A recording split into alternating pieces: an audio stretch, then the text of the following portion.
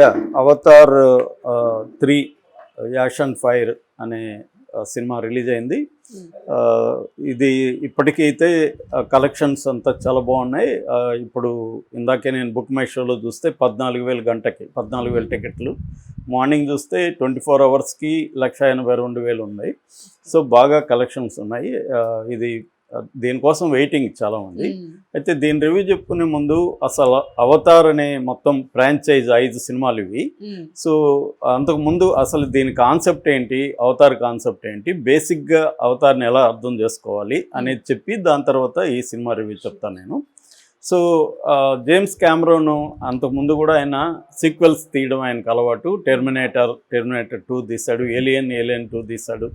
అలాగా అవతార్ కూడా ఆయన 2009లో స్టార్ట్ చేసి ఇంకా తీస్తూనే ఉన్నాడు. ఇప్పుడు 2009 తర్వాత 2022 13 ఏళ్ళ గ్యాప్లో రెండో సినిమా తీశాడు. ఇప్పుడు 3 ఏళ్ళ గ్యాప్లోనే మూడో సినిమా తీశాడు. ఇంకా 4వది 5వది కూడా రాబోతుంది. అవతార్ సీక్వెన్స్లో మొత్తం 5 అనమాట. సో అవతార్ ఫ్రాంచైజ్ అంటారు దీన్ని. సో 5 సినిమాలు రాబోతున్నాయి. ఇప్పుడు 3వది వచ్చింది. అసలు ఏంటి ఆయన జేమ్స్ క్యామరూన్ కాన్సెప్ట్ ఏంటి, అవతార్ అంటే ఏంటి, మీనింగ్ ఏంటి అవతార్కి, అసలు అవతార్లో ఉండే బేసిక్ కాన్సెప్ట్ ఏంటి అనేది ముందు చెప్పుకుందాం. అవతార్ అంటే అర్థమైందంటే హ్యూమన్ బీయింగ్స్ ఒక మూన్, ఏలియన్ మూన్ అంటారు. ఏలియన్ మూన్ దాని పేరు పండోరా. సో ఒక పండోరా అనేది ఒక దీవి అనుకుందాం, ఏదో ఒక ఏలియన్, మనకి ఏలియన్ ప్రాంతము. ఆ పండోరా లాంటి ఒక గ్రహంలోకి హ్యూమన్ బీయింగ్స్ వెళ్తారు. ఎందుకు వెళ్తారు? ఇది ఎప్పుడు జరుగుతుంది? 22వ శతాబ్దంలో జరుగుతుంది. ఫస్ట్ అవతారు 2154వ సంవత్సరంలో స్టార్ట్ అవుతుంది. సో అంటే 22వ శతాబ్దంకి వచ్చేసరికి భూమి మీద ఉన్న వనరులన్నీ కూడా ఖాళీ అయిపోతాయి. వీళ్ళన్నీ ఖాళీ చేసేస్తారు. ఖాళీ చేసేసినప్పుడు వీళ్ళకి వనరులు అవసరం అవుతాయి, రిసోర్సెస్ అవసరం అవుతాయి. ఈ రిసోర్సెస్ ఈ పండోరాలు పుష్కలంగా ఉంటాయి. సో పండోరాలో రిసోర్సెస్ కోసం వెళ్తారు. రిసోర్సెస్ని వీళ్ళు ఏమని పిలిచారంటే ఉనోప్టోనియం అన్నారు. ఉనోప్టోనియం అంటే అర్థమైందంటే ఆయిల్, గోల్డ్, కోలు, లీథియము, రేర్ ఎర్త్ మెటీరియల్స్, వీటి కోసం వీళ్ళు వెళ్తారు. అయితే అక్కడ నవి అనే ఒక క్లాన్ అంటారు వాళ్ళని. మనం మామూలుగా ట్రైబ్ అని కూడా పిలుచుకుందాం. నవి అనే ఒక పీపుల్ ఉంటారు. వాళ్ళ పేరు నవి, ఒక జాతి ఉంటారు. వాళ్ళు నవి. వాళ్ళు ప్రకృతిలో కలిసిపోయి బతుకుతుంటారు. ప్రకృతితో పక్షులు వాళ్ళకి ఇవిగా పనికొస్తుంటాయి. వాటి మీద సవారీ చేస్తూ ప్రకృతితో మింగిలైపోయి ఒక ఐడియల్ జీవితం అనేది జీవిస్తుంటారు వాళ్ళు. సో వాళ్ళ దగ్గరికి వెళ్ళి వీళ్ళు వాళ్ళని దాన్నంతా కూడా వీళ్ళ కంట్రోల్లోకి తీసుకోవాలి. ఆ ప్రాంతాన్ని, పండోరాని తీసుకోవాలంటే వీళ్ళు ఒకటి కనిపెడతారు. అదేంటంటే హ్యూమన్ బీయింగ్స్ ఆ పండోరాలోకి పండోరాలో ఉండే నవి వాళ్ళలోకి వెళ్ళిపోవచ్చు అనమాట. వాళ్ళలాగా మారిపోవచ్చు. అలా మారిపోయిన హైబ్రిడ్ అంటే హ్యూమన్ అండ్ నవి హైబ్రిడ్నే అవతారని పిలుస్తారు.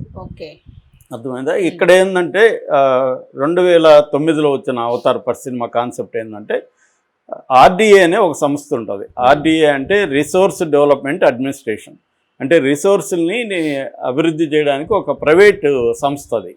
ఈ సంస్థ వెనక మిలిటరీ ఆర్గనైజేషన్స్, పెద్ద పెద్ద కార్పొరేషన్స్ ఉంటాయి. సో మంచి డబ్బులు ఉంటుంది, టెక్నాలజీ ఉంటుంది. సో ఈ సంస్థ తరఫున జేక్ సల్లీ అనే ఒక అతను, దాని ఏమంటారు, వికలాంగుడు, అతన్ని పంపిస్తారు. వికలాంగుడు బాడీ కావచ్చు, కానీ అతను దాంట్లోకి వెళ్ళిపోతే నవీలోకి మామూలుగా ఫుల్ బాడీలో మామూలుగా అయిపోతుంది.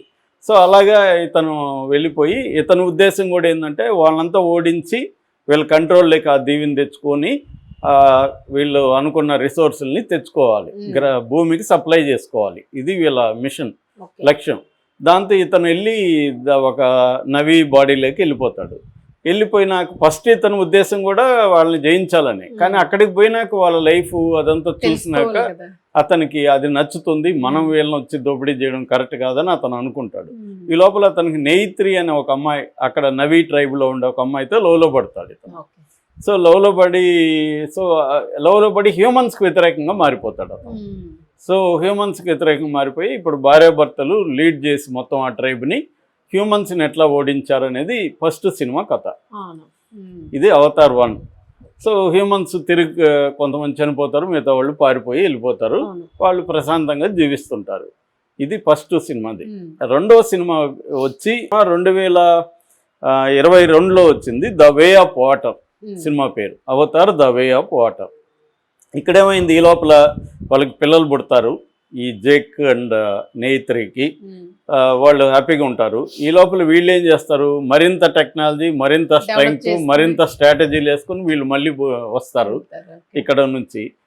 వచ్చినప్పుడు వాళ్ళు ఏం చేస్తారంటే ఆ గ్రహంలో ఉండలేకపోయి వాళ్ళు వాటర్లో, అండర్ వాటర్లో జీవించే ఇంకొక ట్రైబ్ ఉంటుంది.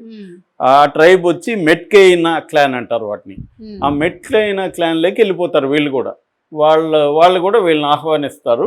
వాళ్ళ సహాయం తీసుకొని ఇప్పుడు మళ్ళీ పిల్లలు వీళ్ళందరూ కలిసి మళ్ళీ పోరాడతారు. సో అంటే ఇది అండర్ వాటర్లో పెట్టుకున్నారు. వాటర్ యానిమల్స్ ఉంటుంది, ఓషన్ క్లాన్స్ అంటారు వాటిని, సీ పీపుల్ అని కూడా అంటారు. వాళ్ళతో వీళ్ళు వెళ్ళి కలిసిపోయి వాళ్ళ సహాయం తీసుకొని సీ యానిమల్స్ని, వీళ్ళకి ఆల్రెడీ వాళ్ళకి సీ యానిమల్స్తో ఒక ఇంటరాక్షన్ ఉంటుంది. సో వీళ్ళు కలిసి మళ్ళీ వాళ్ళు ఏకమయ్యి మళ్ళీ పోరాడతారు. ఈ పోరాటంలో హ్యూమన్స్ కొంత నష్టపోతారు. అట్లాగే ఈ జేక్ అండ్ నేత్రి వాళ్ళ పిల్లలు ఉంటారు కదా, అందులో ఒక అబ్బాయి నెటేయం, అబ్బాయి పేరు నెటేయం అనే అబ్బాయి చనిపోతాడు ఆ యుద్ధంలో. సో కోల్పోతారు. మొత్తానికి వీళ్ళు మళ్ళీ తోక ముడిచి మళ్ళీ భూమికి వచ్చేస్తారు మిగిలిన వాళ్ళు. సో సెకండ్ దాంట్లో ఇప్పుడు థర్డ్ది యాష్ అండ్ ఫైర్. ఈ థర్డ్ది కాన్సెప్ట్ ఏంటంటే వీళ్ళు ఏమనుకుంటారంటే ఇంకెక్కడికి వెళ్ళేది వద్దు, ఇక్కడే పర్మనెంట్గా ఉందాం, ప్రశాంతంగా ఉందాం అని అనుకుంటారు. వాళ్ళు ఇప్పుడు మోర్నింగ్లో ఉంటుంది. మార్నింగ్ అంటే తన కొడుకు చనిపోయాడు కాబట్టి ఆ దుఃఖంలో ఉంటారు, మార్నింగ్ స్టేజ్ అంటారు కదా, ఆ పరిస్థితుల్లో ఉంటారు. వీళ్ళకి ఒక అడాప్టెడ్ సన్ కూడా ఉంటాడు ఇప్పుడు. అడాప్టెడ్ సన్ స్పైడర్ అబ్బాయి పేరు. ఆ అబ్బాయికి ఒక ప్రాబ్లం ఉంది, నేచురల్గా బ్రీతింగ్ చేయలేడు. రీబ్రీతర్ అనే ఒకటి ఉండాలి. ఆ రీబ్రీతర్ ఉన్నప్పుడే అది బ్రీత్ చేయగలడు. కాకపోతే ఇప్పుడు వీళ్ళు ఏమనుకుంటారు, జేక్ కానీ నేత్రి కానీ వాళ్ళ పిల్లలంతా కూడా హ్యాపీగా జీవిస్తుంటారు. అయితే వీళ్ళు ఇక్కడే ఉందాం అనుకుంటుంటారు. కానీ ఈ జేక్ ఉండే ఒక లక్షణం ఉంటుంది జేక్కి. జేక్ హ్యూమన్ బీయింగ్ కదా, మారాడు కదా, అతను పైగా సైనికుడిగా ఉన్నాడు, సోల్జర్గా ఉన్నాడు కదా. అతనికి ఏంటంటే వారికి నిరంతరం ప్రిపేర్ అవుతుంటాడు. అతనికి ఎక్కడో సైకాలజీలో మళ్ళీ వస్తారేమో వీళ్ళు అనేది యుద్ధానికి ప్రిపేర్ అవుతుంటాడు. అక్కడ వాళ్ళకి కొన్ని ఇవి దొరుకుతాయి, గన్స్ అట్లాంటివి. అది అక్కడున్న ఓషన్ ట్రైబ్కి నచ్చదు. సో వాళ్ళు వ్యతిరేకిస్తారు అది. That is one problem. Second problem, ఈ అబ్బాయి స్పైడర్కి రీబ్రీతర్ ఉండాలి కదా, దానికి బ్యాటరీ ఉండాలి. కానీ ఒకటే ఉంటుంది వాళ్ళకి, బ్యాకప్ బ్యాటరీ. సో అది అయిపోతే ఇప్పుడు ఆ అబ్బాయి చనిపోయే అవకాశం ఉంది. ఎవరు, ఆ స్పైడర్ అడాప్టెడ్ సన్. కాబట్టి ఖచ్చితంగా హ్యూమన్ బీయింగ్స్ లేక అతను వెళ్ళాలి, తెచ్చుకోవడానికి వెళ్ళాల్సి ఉంటుంది. అందుకని జేక్ ఏం చేస్తాడంటే మనం పైకి వెళ్దామని. ఇప్పుడేమైంది, స్కైలో ఒక పీపుల్ ఉంటారు.